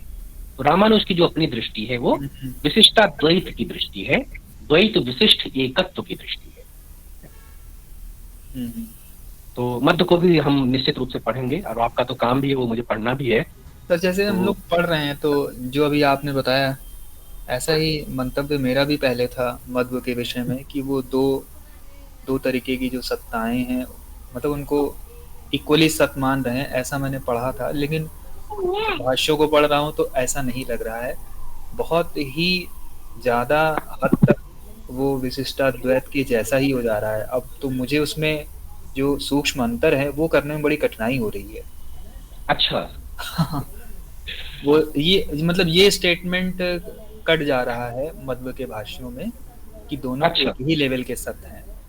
अच्छा, वहां भी वो जो है हाँ, अलग अलग है, कहाँ एक लेवल के सत्य नहीं है। अच्छा, बल्कि द्वैत या भेद का अर्थ यही है कि दोनों के अलग अलग सत्ताएं हैं, अलग अलग लेवल के सत्य हैं। हाँ, द्वैत का तो अर्थ ये है कि भाई दो जो है दो समान रूप से एग्जिस्ट कर रहे हैं। नहीं, द्वैत का अर्थ यहाँ पर ये है कि मतलब समान रूप से एग्जिस्ट कर रहे हैं, इस अर्थ में नहीं ले रहे हैं। वो कहने की ईश्वर अलग स्तर पे एग्जिस्ट कर रहा है, आप अलग लेवल पे एग्जिस्ट कर रहे हैं, और प्रकृति भी अलग लेवल पे एग्जिस्ट कर रही है। बल्कि वो इसी व्यू का तो खंडन करते हैं कि दोनों को एक लेवल पे अगर आप एग्जिस्टेंस मान लेते हैं तो ये गलत है। अच्छा, इस तरह का मेरा परसेप्शन बन रहा है उनको पढ़ते पढ़ते। अच्छा, नहीं बिल्कुल है, क्योंकि जो मुझे लग रहा है कि ये तो विशिष्टाद्वैत के बहुत ही नजदीक आ जाता है, लेकिन फिर भी कुछ तो मतभेद होगा ही, उसको मतलब मतभेद हो गए, तभी वो एक अलग संप्रदाय के रूप में जो है मान्यता रख रहा है, और उसकी कतिपय मान्यताएं तो ऐसी होंगी ही जो इससे उसको जो है भिन्न करती होंगी। जो आपने रामानुज के दो संप्रदाय बताए ना, तो जो मार्जार वाला संप्रदाय है ना, हाँ, जो उसका एग्जांपल देके चलते हैं, उसके निकट ये ज्यादा मधो वाले आ जाते हैं। अच्छा, तो मध्य का भी आपने अथातो ब्रह्म जिज्ञासा पढ़ा? हाँ। अच्छा, तो इस तरह से वो उस वाले रामानुज के उस वाले सिद्धांत के ज्यादा नजदीक। कहते हैं कि मतलब जैसे विष्णु को आप जब नितांत उससे अलग समझेंगे अपने से, तभी आप उसके प्रति पूरी तरीके से समर्पण कर पाएंगे। अच्छा, इस तरह से भक्त और भगवान का जो है ना भेद आपको जब आप स्वीकार करेंगे, भेद जब तक आप परम भेद नहीं स्वीकार करेंगे तब तक आप उसको मोक्ष प्रदाता नहीं मान पाएंगे। तो उनके यहाँ मतलब इसी तरह से मतलब भक्ति का एक रेडिकल स्वरूप है, जैसे कि मतलब बिल्कुल ही छोड़ देना अपने आप को। अच्छा, तो इस तरह से सुंदर है। रामानुज के दूसरे वाले जो मत है, विधा है, उस मुझे लग रहा है कि उसी से कहीं ना कहीं मध्व ज्यादा प्रभावित है। भी जो है आप इसको एक नई चीज कह सकते हैं इसमें। मतलब इस तरह से करके निकल आ रहा है। हाँ, बिल्कुल। वो तो है कि जैसे जैसे आप पढ़ते जाएंगे, अध्ययन करते जाएंगे, क्योंकि हम बेसिकली वही होता है कि भाई हमें अद्वैत पढ़ना होता है, तो हम जो आपने कर्मफल वाला सिद्धांत बताया ना, वो भी ऐसा है कि मतलब हमारे कर्मों का फल जो है ना, ईश्वर ही खुद आकर भोगता है। वो भी ये भेद परक सिद्धांत के आधार पर ही आएगा। जैसे वेस्ट में जो क्रिश्चियन ट्रेडिशन है ना, उसकी बहुत बड़ी मान्यता है कि क्राइस्ट आके, वो लोग कहते हैं ना, सूली पे चढ़े तो उन्होंने मनुष्यों के पाप का फल भोगा। तो वो यही चीज है। या हमारे यहाँ जो दिया है बुद्धिज्म में जो जातक कथाएं हैं, उन जातक कथाओं में भी आता है कि बुद्ध जो है वो प्राणियों के दुखों का भोग करते हैं। हाँ, तो वैसा ही सिद्धांत यहाँ पर ही है। कहता है कि अगर भेद नहीं होगा तो फिर वो कैसे भोगेंगे। तो द्वैत का अर्थ मतलब अभी तक मुझे ये समझ में आया कि भेद के सेंस में ले रहे हैं, और कह रहे हैं कि भक्ति में भेद ही सहायक है। हाँ, भक्ति तो है, भक्ति भेद ही होगा ही, तभी जो है आप कर पाएंगे।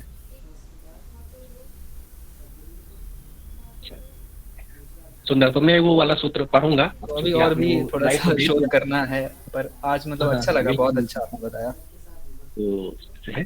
फिर अभी अगले में थोड़ा और भी जब हम इसकी और उनमें जाएंगे ना, विशिष्टाद्वैत और उनके सिद्धांतों को थोड़ा सा और पकड़ेंगे, तो एक और जो है ना दृष्टि फिर और थोड़ी सी स्पष्ट होगी। स्पष्ट, हाँ बिल्कुल सर। हम लोग की आजकल मतलब संस्कृत में पता नहीं है कि नहीं, फिलोसफी में तो ऐसा है कि सिर्फ लोग अद्वैत दृष्टि से परिचित हैं और उसी को ही सब कुछ मानते हैं।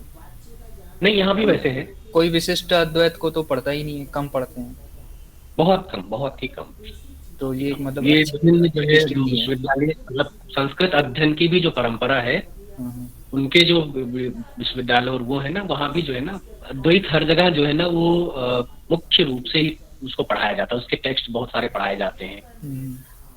संभवतः जो है ये होंगे छविलाल जी है ना इसमें गुरुकुल से, वहाँ शायद विशिष्टाद्वैत कुछ अलग से पढ़ाया जाता है। जी गुरु जी, जैसे नब्बे न्याय और नब्बे न्याय और ये सब वेदांत अलग से। वहाँ जो है कि जो वैष्णव गुरुकुल होते हैं, वहाँ ये गद्यत्रयम, सिद्धित्रयम, ये सब वेदांत सार आदि, यतीन्द्र मत दीपिका आदि, और विविध स्तोत्रों के पाठ, और ये जो श्रीनिवासाचार्य जी वाला ये इसमें पढ़ा जाता होगा ना। जी जी, जैसे अभी धनुर्मास चल रहा है, वो धनुर्मास में पाठों का करना, स्तोत्र पाठ आदि करना भी चलता रहता है ये। हाँ, लेकिन ये है कि वो जो ट्रेडिशन वो बिल्कुल ही जो है ना अपनी एक अलग ट्रेडिशन है, वो उसी को पढ़ा रहे हैं। फिर नहीं, उसी को ही पढ़ा नहीं रहे हैं, वो अपने सिद्धांतों को ही बताते हुए और अन्य जो आवश्यक संस्कृत का जो लिटरेचर है, व्याकरण, वेद आदि के साथ साथ अपने संप्रदाय के बारे में भी बोध करवाते हुए चलते हैं। ऐसे ही मध्य संप्रदाय के हो गए, उनके भी अलग अलग गुरुकुल चलते हैं। हाँ, उनके अलग अलग पीठ है, मठ है उनके। कुछ है जैसे जगत गुरु रामानंदाचार्य जी के भी कुछ गुरुकुल है। और दक्षिण भारत में तो प्रायः जो है मध्य के दर्शन का बहुत ज्यादा ही प्रसार है। जी गुरु जी, मतलब उत्तर भारत में नहीं है। नहीं, उतना नहीं है, कह सकते हैं। हाँ, बिल्कुल निश्चित रूप से कह सकते हैं, दक्षिण भारत में जितना है मध्य का। और वैसे मतलब इन जनरल एक इंटेलेक्चुअल वर्ग में भी आजकल यूनिवर्सिटी लेवल पर भी अद्वैत का प्रचार ज्यादा है। हाँ बिल्कुल है, जितने भी यूनिवर्सिटी सिस्टम हमने जिन पे हम होके आए, जिनसे परिचित हैं, वहाँ पर यही है कि जब भी जो है दर्शन विषय पढ़ाया जाए, दर्शन के टेक्स्ट हो, और उनमें एक बड़ी चीज ये भी देखने में आती है कि चलिए ठीक है दार्शनिक में आप अद्वैत को ही पढ़ा रहे हैं, एक और आता है कि वो जो नास्तिक दर्शन की परंपरा है ना उसको भी नेग्लेक्ट करते हैं, है ना। आपको ना प्रॉपर टेक्स्ट बुद्धिज्म के और जैनिज्म के प्रॉपर टेक्स्ट नहीं पढ़ाए जाएंगे। कहीं कहीं है, बाकी जगहों पर प्रायः जो है उनके टेक्स्ट जो है वो नहीं पढ़ाए जाते हैं, तो उनको बिल्कुल ही जो है ना आप इग्नोर कर देते हैं। तो एक जो है ना वो बन नहीं पाता है। अब जो जैसे संस्कार बन जाते हैं, हम जिन ग्रंथों को पढ़ते आ रहे हैं, अब जब हमने बीए में भी वेदांत का ही ग्रंथ पढ़ा, तो जब हम एमए में आए तब भी हम वेदांत का ग्रंथ हम पढ़ रहे हैं। हर सेमेस्टर में हम उसका एक टेक्स्ट पढ़ रहे हैं, पहले वेदांतार पढ़ लिया, अब जो है ना ब्रह्मसूत्र का भाष्य पढ़ रहे हैं, तो फिर जाहिर है कि हम जो है उसमें सहज हो जाएंगे, एक दृष्टि बन जाती है, और फिर उस दृष्टि को छोड़ना भी बहुत मुश्किल होता है। फिर बहुत मुश्किल होता है। जो चश्मा जब आप लगा लेते हैं उसका, फिर आपको लगता है ना बस अब यही है। यही समस्या हमारे साथ भी हुई। 3-4 साल मैंने पढ़ा, और फिर जब अवसर मिला दूसरे संप्रदायों को पढ़ने का, तो कहीं ना कहीं मन में ये सबकॉन्शियस लेवल पे ये रहता है कि अद्वैत ही सही है। तो ऐसे विचार बार बार आवृत्ति किए गए हैं ना मेरे मस्तिष्क में, तो इसलिए हो जाता है वैसा। तो हम रामानुज की दृष्टि से समझ ही नहीं पाते हैं फिर जल्दी से, हमेशा हम उसको अद्वैत के परिप्रेक्ष्य में ही समझते हैं। हाँ, बस उनको एक तो कभी कई बार होता है बस हम उनको जो है ना एक प्रतिद्वंदी के तरीके से देखने लगते हैं, तो भी हमें स्पष्ट नहीं होता है कि भाई ये ऐसे हैं जो अद्वैत का खंडन करेंगे और हमको जो है इनको करने नहीं देना है। मतलब हम लोग इस तरह से हमें पढ़ाना चाहिए कि इंट्रोडक्टरी लेवल पर ही हम डायरेक्ट क्या रामानुज को पढ़ सकते हैं, मतलब एक ऐसा प्रश्न है। हाँ बिल्कुल, ऐसी संभावना हो तब हम मतलब उसको पहले मतलब शंकर के पूर्व पक्ष के रूप में नहीं पढ़ेंगे। हाँ बिल्कुल, एक बार जो है ना बहुत ही सुंदर कभी ऐसा तो हो जाए कि शंकर को हम रामानुज के पूर्व पक्ष में करके पढ़ें, तो तब दूसरी बनेगी। हम क्रोनोलॉजिकल ऑर्डर फॉलो करते हैं, जो पहले आया उसको पहले पढ़ लेते हैं। हाँ, उसको पहले रख देते हैं। ये मतलब समस्या कर देता है। जी आप कुछ कह रहे थे। हाँ ठीक है, फिर हम जो है ना, जो कि बच्चे उनकी कई क्लासेस होती हैं, वो जाते हैं, वो मोह में छोड़ ले रहे हैं कि सर ने अभी तक हमें निवृत्त नहीं किया है। नहीं सर को बच्चों को तो कह दीजिए। तो आप लोग जो है ना बिल्कुल ही जा सकते हैं।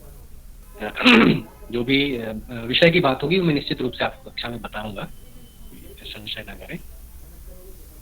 तो फिर मैंने आपको तो ना फर्स्ट चैप्टर के कुछ हिस्से कल देखे हैं अजय जी। जी ठीक है, और आज भी मैं देख के मैं कोशिश करूंगा मैं कल आपसे चर्चा करूँ। हाँ सर, कल क्लासेस नहीं होती है, ऑफ रहता है, तो थोड़ी सी जब भी आपको समय लगेगा तभी, कोई इतनी जल्दी नहीं है। हाँ, उस पर चर्चा करेंगे। तब मैं और पढ़ लेता हूँ सर। हाँ बिल्कुल और पढ़ आपके होने से ना दूसरी दृष्टियों से भी पढ़ने का मौका मिलेगा। हाँ, ये बड़ा लाभ है। इसको हम इग्नोर करके ही हम भी इसी परंपरा में चल रहे थे। पढ़ाना तो है नहीं, तो फिर क्यों ही मध्य को पढ़ा जाए, निम्बार को पढ़ा जाए। हम भी शंकर और रामानुज को पढ़ रहे हैं कि भाई पढ़ाना तो इन्हीं को है ना। हाँ। तो वो हमसे भी इग्नोर हुए जा रहे हैं। जी। तो इसी बहाने कम से कम जो है ना, इसीलिए जो है ना खोजा करते हैं कि भाई कम से कम किसी विद्यार्थी को काम ही ऐसा दे दिया जाए कि उस बहाने वो काम करेगा तो पूछेगा तो हम भी पढ़ेंगे तो उससे परिचित हो जाएंगे, आ जाएगा। सुंदर है जो है, चर्चा करते हैं फिर है। ठीक है। इसमें सर एक चीज जो बड़ा ही रुचिकर है। हाँ राजेश कि शंकर तो बाकी सब का खंडन कर देते हैं, तो लोग वहां तक पढ़ते हैं, लेकिन जब हम रामानुज को पढ़ेंगे तो फिर शंकर के खंडन का भी जब खंडन होता है तो ये और भी जो है सो और उत्तम हो जाएगा, इसको समझना।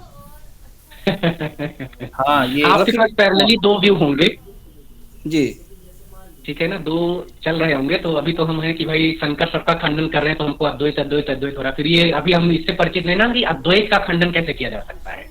जी।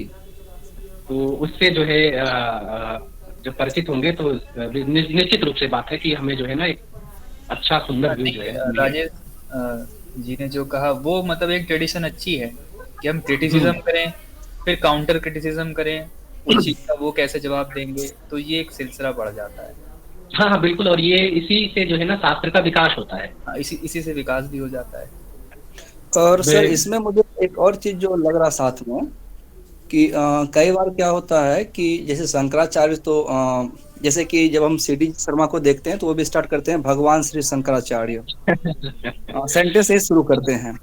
तो क्या होता है कि लोग जो है सो एक बाइंडिंग में बंध जाते हैं किसी खास को लेकर के।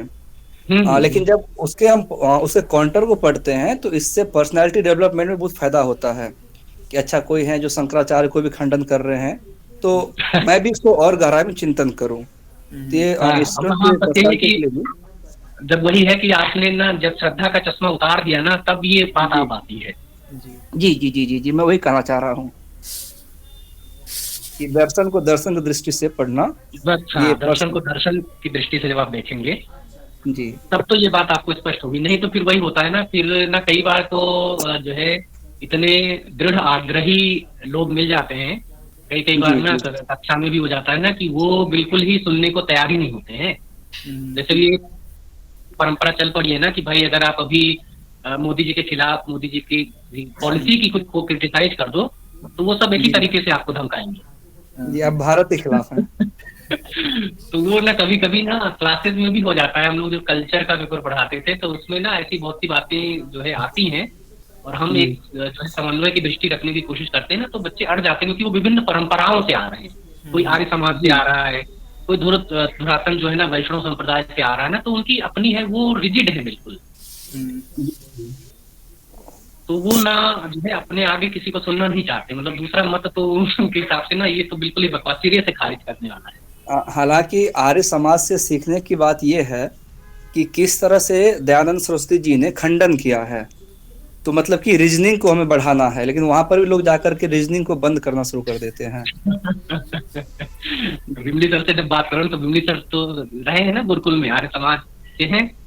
जी, तो वो कहते हैं ना कि ये आर्य समाज जो है ना कि एक स्ट्रीम है जी, ये भी जो है ना ये दृष्टि एक तरफ जो है, दूसरा एक्सट्रीम है। एक स्ट्रीम के लेवल पर ना, हाई लेवल पर आर्य समाज भी बैठा हुआ है जी, वो भी उसके आगे कुछ नहीं देख रहा है जी।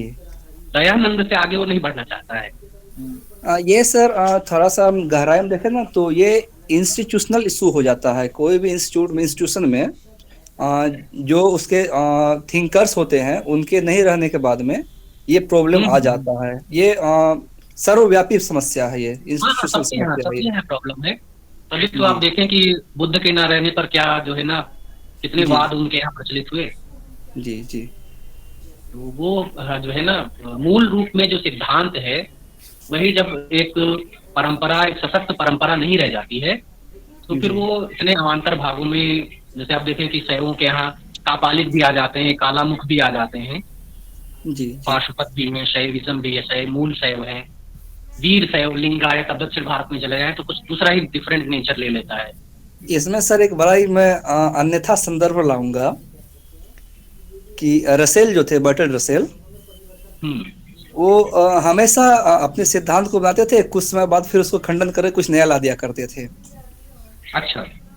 तो लोग परेशान हो गए, कह रहे मैं तुम्हारे एक सिद्धांत को समझता नहीं हूँ और फिर तुम एक और नया ले आते हो और पहले को खंडन कर देते हो। तो वो बोले कि ये मैं तुम्हारे लिए थोड़े ना बना रहा हूँ, ये तो मैं सत्य की खोज में जो अग्रसर हूँ, जो मुझे मिल रहा है उसमें और सोच रहा हूँ, जहां तक पहुंचता हूँ लिखता हूँ, फिर आगे पहुंचता हूँ, पिछले को खंडित कर देता हूँ।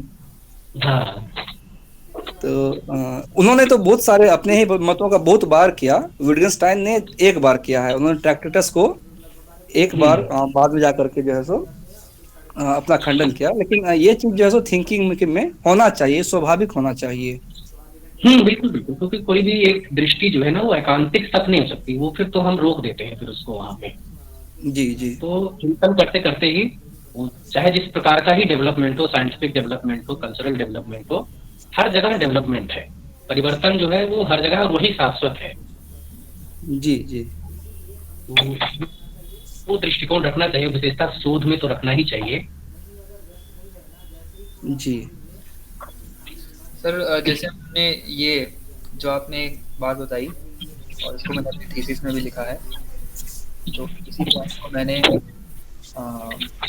सर रामानुज के जीवन को भी मैंने थोड़ा सा जानबूझकर उसकी चर्चा थीसिस में की। हालांकि इसको लोग खराब मान रहे थे, लेकिन कुछ लर्निंग पॉइंट्स निकल के आते हैं। जैसा आपने बताया ना कि पहले अद्वैत परंपरा में थे वो,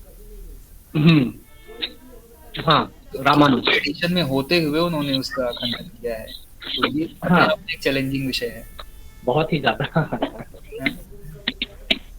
जैसे वो प्रभाकर और कुमारिल के लिए भी आता है ना, वो भी जो प्रभाकर पहले तो कुमारिल के अंदर ही थे ना।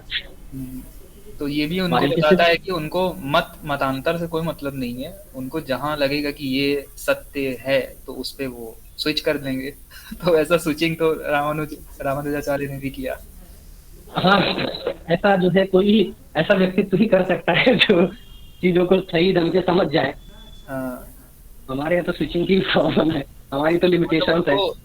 स्विचिंग करने में मतलब एक डर लगा होगा ना, लेकिन किया उन्होंने, क्योंकि भाई अब सत्य जिस तरह से नए तरीके से पता चला तो ठीक है। अगर उनके अंदर ये स्पिरिट ना होती कि हमको जिस परंपरा में डाल दिया गया है वही बिल्कुल सत्य है, तो वो उससे इतर कुछ खोज ही ना पाते। हाँ, कुछ नहीं, फिर तो जैसा बताया उसी परंपरा को फिर वो उद्वाहन करते और वो आगे चलते उसी परंपरा में बातें कहते अपनी। अजय जी, मुझे लगता है कि ये साहस जो है ना वो सत्य के कारण भी आता है। जब आप ज्ञान आपके अंदर में उद्घाटित होता है तो साहस स्वतः आ जाता है, आप खुद को रोक नहीं पाएंगे। सर मैं सही बता रहा हूँ? मैं सर सही सोच रहा हूँ मैं? हाँ, ये बिल्कुल ही पक्ष है। मतलब ज्ञान जो है वो सत्य को तो उद्घाटित करता है और उसके साथ साथ अन्य गुण भी जो है। लेकिन वही है कि व्यक्ति कई बार जो है ना ये देखें कि हमारे अंदर साहस भी होता है, हम कहना भी चाहते हैं, लेकिन अन्य परिस्थितियां भी उतनी ही जिम्मेदार हो जाती हैं। जी जी जी। तो वो कह पाने का और उसको फिर कर पाने का, कई बार जो है कई सारी बातें होती हैं जो हम करना चाहते हैं, उसका एक विचार है हमारे उसमें, लेकिन वो विचार क्रिया रूप में नहीं आ पाता है। जैसे कई बार होगा ना, आपको लगा होगा कि कोई वक्ता मंच से भाषण दे रहा है, जी जी, ठीक है, अब बहुत ही प्रसिद्ध है, अच्छा व्यक्तित्व है, और उसने कोई ऐसी बात बोली जो आपने पकड़ ली कि नहीं ये फैक्चुअली रॉन्ग है। जी जी। लेकिन हम वहां कह नहीं पाते हैं, जानते हुए। जी जी जी। तो वही साहस की कमी है। जी जी अब जी हमें ज्ञान है, सही का तो ज्ञान है, जी लेकिन साहस नहीं कर पा रहे कि यहाँ फिर हम उसके और अदर कॉन्सिक्वेंसेस सोच लेते हैं। जी जी जहाँ ये कॉन्सिक्वेंसेस हमको नहीं लगता है, जैसे कोई हमारा मित्र बोल रहा है, वो कह रहा हो, तो हम उसको तुरंत पकड़ लेते हैं, जी जी है ना। तो जी बहुत सारी चीजें जो है ना रिस्पॉन्सिबल हो जाती हैं।